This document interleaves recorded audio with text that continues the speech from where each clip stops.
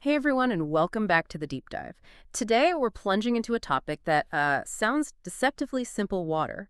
But when it comes to pigs, a seemingly basic lack of water can spiral into something really complex. One of the most devastating neurological conditions, actually, salt toxicity. We've looked at a whole stack of sources, clinical overviews, practical management guides, you name it. And our goal for you today is to really unpack why simple thirds can become, well, a brain-altering crisis. We want to give you those precise, actionable insights into this condition because it's often misunderstood. Absolutely. And what's really striking here is that, while lack of water sounds so straightforward, this condition is actually one of the most common and frankly dangerous poisonings we see in swine. It affects pigs of all ages. Understanding its intricate mechanics is just crucial for anyone involved in animal welfare or, agricultural practices. It really shows how the why it matters often lies far beneath the surface of what seems, well, obvious. Okay, let's really dig into this then. We're talking about water deprivation in swine, also called salt toxicity or sodium ion toxicosis. When I first read about this, I just thought, okay, dehydration, simple enough. But the real danger is much more insidious, isn't it? It's fundamentally a neurological disease. That kind of surprised me. Can you explain that initial paradox? How does just not having enough water turn into a neurological crisis? Right. Because here's where it gets really counterintuitive for me. Pigs normally have, what, 0.4%, 0.6% salt in their diet? That's fine. But without constant access to water, those normal levels can become toxic in like 48 hours. Exactly. Yet they can handle much higher salt, maybe 2% or more, as long as the water is always there. Precisely. That combination is the absolute key. So what's happening inside? So the core of the pathology, the disease process, it lies in this incredibly delicate osmotic balance within the brain cells.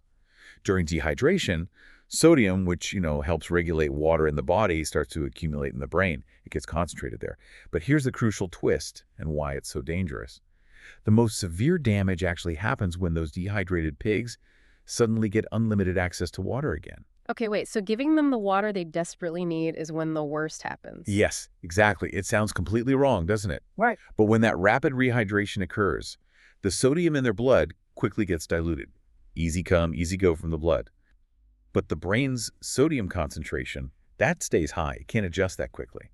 So now you've got this huge difference, this incredibly powerful osmotic gradient. Okay. Think of it like the brain cells suddenly become these super thirsty sponges. They just suck water in from the now diluted blood surrounding them. And that rapid influx of water causes severe, dangerous swelling of the brain, what vets call cerebral edema. Brain swelling, right. And that's when you see the sudden onset of severe neurological signs.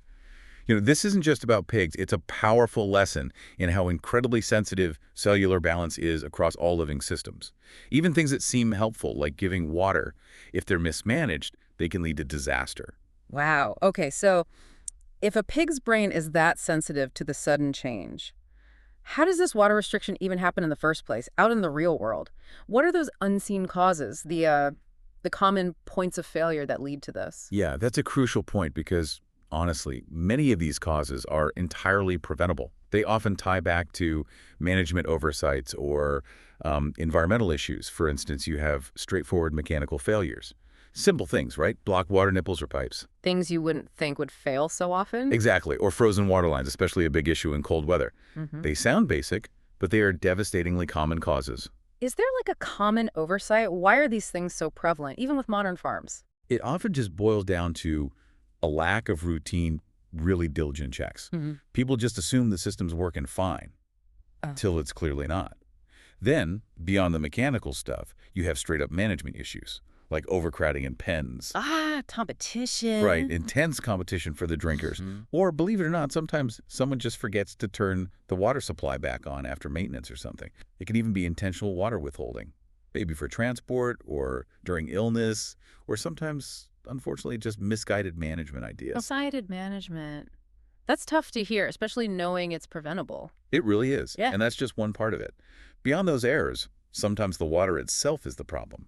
Pigs might just refuse to drink if the water tastes bad, maybe medications in the water or contaminants. Makes sense. And high salt feeds, things like diets, using whey or brine, can be a culprit too, if there isn't enough supplemental fresh water provided alongside it. And sometimes it's a secondary thing. An underlying illness makes the pigs too sick or weak to even get to the water, like severe lameness or maybe something like meningitis. And finally, you've got Environmental factors, hot weather, that significantly bumps up water needs. Transportation stress can limit access too. Okay, so lots of potential causes. If a pig is experiencing this, how would you know? What are the signs? You mentioned it goes from subtle thirst to dramatic seizures. What's the typical timeline for these symptoms? Yeah, the clinical signs usually develop within, say, 24 to 48 hours of the water restriction starting. The absolute key is catching it early. And one of the very first, most critical warning signs is loss of appetite. They stop eating. Yes. If a whole group of pigs that were otherwise healthy, suddenly goes off feed, you need to check the water supply immediately. Yeah. You might also see increased thirst, obvious, maybe, but also constipation, even extreme itching sometimes. You might actually see pigs trying, unsuccessfully, to drink from waters that aren't working. Oh, wow. And a lack of wet feces or urine on the pen floor, that's another strong indicator. They might just seem lethargic, maybe have dry mucous membranes, sunken eyes, classic dehydration signs early on. And then, as it gets worse, what happens next? That's when those progressive neurological signs really kick in. Pigs might start aimlessly wandering. They can appear blind and deaf, bumping into things. Yeah. A really classic and deeply concerning sign is head pressing their heads against walls or gates. That's a key indicator of that cerebral edema, the brain swelling we talked about. Right, the pressure building up. Exactly. Then you'll see incoordination, staggering, tripping, what we call ataxia. Yeah. Tremors, difficulty just standing up. Muscle tremors or twitching, especially around the head and neck, also become quite noticeable. And then the seizures. Yes, then you get the really characteristic seizures. Pigs might adopt this unique dog-sitting posture first. And often, just before a full convulsion, you'll see this distinctive snout twitching. Then the head jerks backward, that's called a pistotnos. The pig falls onto its side and then experiences seizures, often with this sort of paddling motion of the limbs. That sounds awful. It is. Ugh. And sadly, these severe cases frequently lead to coma and death. Mortality rates often exceed 50%. One thing to note, though, is the absence of a high fever. That helps distinguish it from something like infectious meningitis. And just to hammer the point home again, that rapid rehydration after deprivation, that can cause sudden death itself due to making that cerebral edema fatally worse. That's 50% mortality. That's staggering. What makes it so aggressive once those neurological signs start? Is it just the brain swelling? It really is that rapid, unstoppable brain swelling. Once that osmotic balance gets so severely disrupted and water floods into the brain tissue, the pressure inside the skull becomes immense. There's just no room. It leads to irreversible damage and rapidly shuts down critical brain functions. It's very aggressive. So, given all those pretty dramatic signs, how do vets or producers actually diagnose this? Is it just based on seeing those symptoms? And what do they find if they, look inside after the fact, postmortem? Diagnosis mainly relies on getting a clear history, confirming water deprivation actually occurred, coupled with seeing those characteristic clinical signs we just described. Yeah. Confirmation can come from lab tests. You look for elevated sodium levels in the blood serum or the cerebrospinal fluid, usually above 160 mUqL. But what's truly distinctive, really the pathognomonic sign, meaning uniquely characteristic for this condition in swine, is a specific type of inflammation found in the brain tissue after death. It's called eosinophilic meningoencephalitis. Okay, that's a mouthful. Eosinophilic. Yeah. Eosinophilic meningoencephalitis. It's a specific inflammatory response involving certain white blood cells, the eosinophils, in the membranes and tissue of the brain. Seeing that is a definitive marker for salt toxicity in pigs. You often see it alongside the general signs of dehydration systemically and, of course, that cerebral edema. Finding this also helps rule out other things that might cause neurological signs like edema disease or strepsius meningitis or maybe even low blood sugar, hypoglycemia in really young pigs. So if I'm getting this right, the smoking gun after death is this very specific brain inflammation that only happens with salt toxicity. That's exactly right. It's like a fingerprint for the condition. Very specific. Okay, so what does all this mean for actually managing the condition once it's recognized? What's the critical advice here? Especially given how counterintuitive it is where just giving them water can actually be dangerous. Yeah, this is maybe the most important practical point. A key insight is that treating pigs that are already showing severe neurological signs, well, it's often unrewarding. The damage might be done. And here is the critical warning, and we really can't emphasize this enough. Avoiding sudden rehydration is paramount. Giving dehydrated pigs unlimited access to water is extremely dangerous. Full stop. It will dramatically worsen the brain swelling and can easily lead to more severe signs, even rapid death. It's almost like giving someone with severe frostbite a hot bath, The sudden change causes more damage than the initial problem. That is just so counterintuitive. What's the biggest hurdle you face or the biggest misconception you hear when you tell producers they can't just give a thirsty, dehydrated pig unlimited water? Oh, the biggest misconception is definitely born out of that very natural, very human desire to help quickly, to relieve that obvious thirst. They see the pigs are clearly dehydrated, they're suffering, and they think more water, faster. Must be the answer. It's a compassionate impulse. But physiologically, it's catastrophic in this specific situation. But the real challenge is explaining why gradual reintroduction is the only safe way, even though it feels painfully slow. So how do you do it? How do you rehydrate them slowly? Water must be restored slowly, small amounts, frequent intervals, over several days, not hours. For, say, an individual pig that's down, you might literally have to drip water slowly onto its tongue from a hose or a syringe. Very small amounts. For a group, you could use overhead sprinklers, maybe just enough to wet the floor so they could lick water up gradually. Or you could partially fill water troughs, let them drink a bit, wait, then refill partially again. The key is preventing them from gorging themselves on large volumes quickly. Veterinary care, if it's an option, would involve things like IV fluids, specifically designed to gradually lower that serum sodium concentration, and maybe other supportive meds for seizures or to try and reduce brain swelling.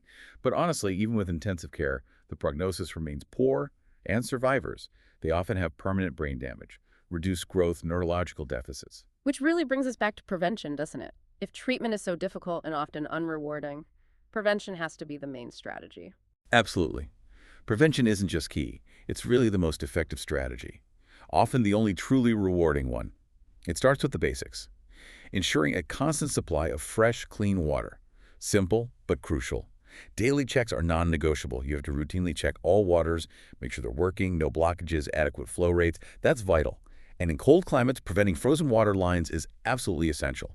Seems obvious, but easy to overlook, I guess. It is, and monitoring intake is vital too. Just watching the pigs, are they drinking normally? A sudden drop in feed intake, or water intake, is a critical early warning sign. Installing flow meters on water lines can really help track consumption accurately. Then you need to think about special needs. Ensure sick pigs or lame pigs can actually reach the water easily. Maybe provide supplemental water if pigs are on those high-salt diets we mentioned. Water quality management is important too. Test the water sometimes. Check for contaminants or high salt levels that might make pigs refuse to drink it. Keep the waters clean. And finally, good environmental management. Prevent overcrowding. Provide shade or cooling in hot weather. Basic husbandry, but it all plays a role. And always be mindful of feed salt levels. Avoid high sodium diets, especially if there's any chance water intake might be restricted. I recall one really severe outbreak. Turned out to be just one frozen section of a water line, barely visible, but it affected dozens of pigs. It's often those small overlooked details. It really drives home how interconnected everything is. So, Yeah. wrapping this up a bit, why should you, our listener, care about this specific challenge in swine? What's the broader impact here, beyond the pigs themselves? Well, beyond the obvious animal welfare concerns, this has significant real-world economic impacts for producers. Mortality, obviously. Sudden death leads to direct financial losses, especially when you have larger outbreaks because a water system failed. That can be devastating. Then there are the treatment costs. Even if you try to treat them, rehydration therapy, supportive care, that can add up, especially across large groups. And even for the survivors, you've got productivity losses. They might have long-term growth retardation, poor feed efficiency, poor performance overall. That directly hits the bottom line, affecting production efficiency. I think the broader lesson here is just how critical these seemingly basic inputs, like water, are to overall health, well-being, and productivity in any agricultural system. It really underscores the hidden costs of inadequate management. What a deep dive indeed. It truly highlights this incredibly delicate biological balance, doesn't it?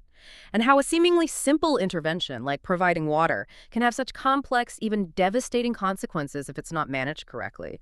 It really makes you appreciate all those invisible systems at play. Absolutely. And maybe a final thought to leave you with.